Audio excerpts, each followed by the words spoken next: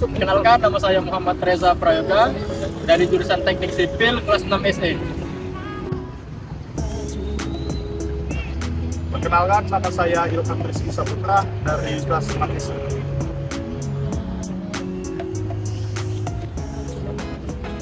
Perkenalkan, nama saya Muhammad Fadil Alifande dari kelas 6 SE. Perkenalkan, nama saya Muhammad Putra Ramadan dari kelas 6 SE. Palembang punya kota sejuta sejarah, yaitu Sekanak, sebuah kawasan dengan deretan bangunan tua dan sejarah panjang mengiringinya. Sekanak menempati lembar khusus dalam sejarah kota Palembang. Sekanak merupakan suatu kawasan kota tua yang ada di kota Palembang. Berlokasi kurang lebih sekitar 500 meter dari Benteng Kota Besak atau BKB yang berada di pinggir bibir Sungai Musi. Pada Kesultanan, Sekanak adalah benteng terakhir pertahanan yang diami para bangsawan. Lebih tepatnya, benteng terakhir tersebut berlokasi di muara Sungai Sekanak, yang sekarang lebih populer dengan sebutan Pasar Sekanak. Dirangkum dari berbagai sumber, dahulu kala para bangsawan tersebut menempati rumah limas, rumah adat Palembang yang masih eksis hingga saat ini. Sultan Mahmud Badaruddin II dikisahkan terakhir sebelum diasingkan oleh Belanda ke Ternate, keluar dari keraton BKB, melintasi Lawang Borotan, yaitu pintu belakang menuju kediaman Adipati di Sekanak. Karena hal tersebutlah bisa dikatakan Sekanak memiliki sejarah yang panjang dan menjadi saksi berbagai peristiwa penting sebelum Indonesia merdeka. Sebagai tambahan informasi, kawasan permukiman bangsawan ini sering didatangi oleh pedagang dari Asia. Diyakini ini menjadi tempat pertemuan semua pedagang dari segala penjuru di benua Asia yang melakukan transaksi dagang yang besar. Transaksi ekonomi dalam jumlah besar tersebut berlanjut hingga era kolonial. Ada gedung Jacobson Vandenberg, perkantoran dan pergudangan yang dikelola perusahaan pedagang milik Belanda. Di dalam gedung ini terdapat ruangan berangkas yang mungkin tempat penyimpanan barang berharga dan uang dalam jumlah besar. Komoditi andalan Sumsel diperdagangkan melalui gudang ini, terutama kopi dan karet, dan ada juga batu bara. Di masa sekarang, jajaran bangunan toko lama bernuansa kolonial Belanda dominan menghiasi setiap arsitektur yang ada, mengesankan suasana khas lampau masih berdiri hingga kini. Meskipun memerlukan pemugaran pada beberapa bagian, di bagian tidak jauh dari jembatan Sekanak masih ada berdirinya pasar tradisional darat tertua. Pasar ini nadinya menyatu dengan aktivitas kapal barang di Sungai Musi yang masih terlihat hingga kini. Walaupun tidak lagi seramai dahulu, sebagian warga masih mencari dan membeli kebutuhan di tempat ini. Meskipun tidak seramai dulu, akan tetapi masih ada pasar, masih ada aktivitas bongkar muat barang. Bagi warga di sekitar, Sekanak bukan sebatas sejarah atau dikenang, namun adalah kehidupan yang akan terus hidup. Karena disinilah tempat mereka mencari nafkah untuk kehidupan setiap harinya. Dikutip dari buku Palembang dari waktu ke waktu, karangan RD Muhammad Hisan, pertokoan pertama di Sekanak dibangun sekitar tahun 1912 yang letaknya di kiri kanan jalan. Kampung Sekanak berlokasi di tepian Sungai Musi dan muara Sungai Sekanak. Sungguh sangat strategis. Mungkin itu adalah alasan kenapa menjadi ramai dan banyak kegiatan berarti yang dilakukan di kawasan ini, baik dari sekedar pertemuan-pertemuan biasa hingga transaksi ekonomi layaknya pasar. Walaupun kini tak ramai lagi seperti dulu, bagi masyarakat Palembang, pasar Sekanak bukan hanya sekedar potongan sejarah, namun mereka adalah rangkaian dari suatu cerita yang tak boleh diabaikan apalagi dihilangkan.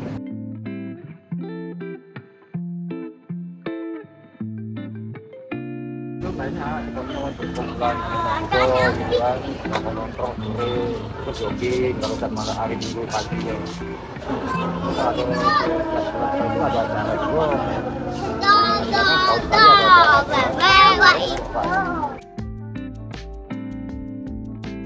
Sih api mas. Pemandangan indah. Oh, pemandangan indah. Sudah dua apa lagi, Pak?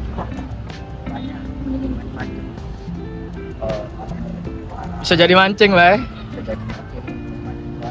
Bisa tempat duduk juga, Bay. Istirahat.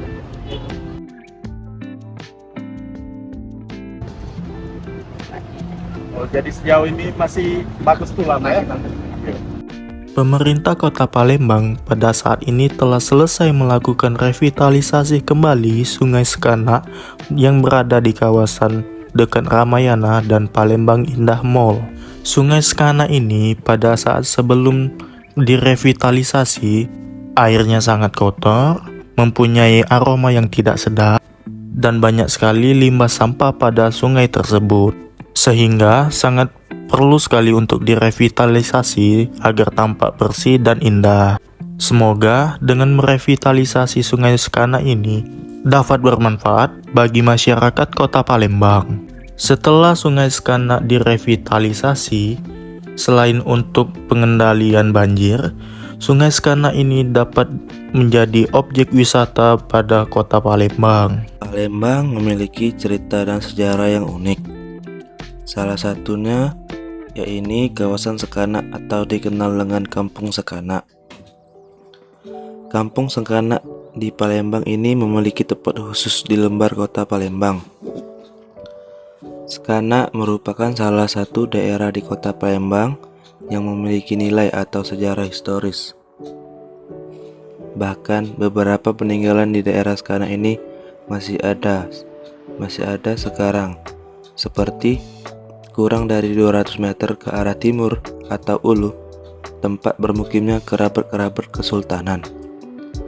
Dan di sebelah ilir atau sebelah barat dari kita berdiri menghadap ke Sungai Musi, di situ ada Keraton Kuto Besak.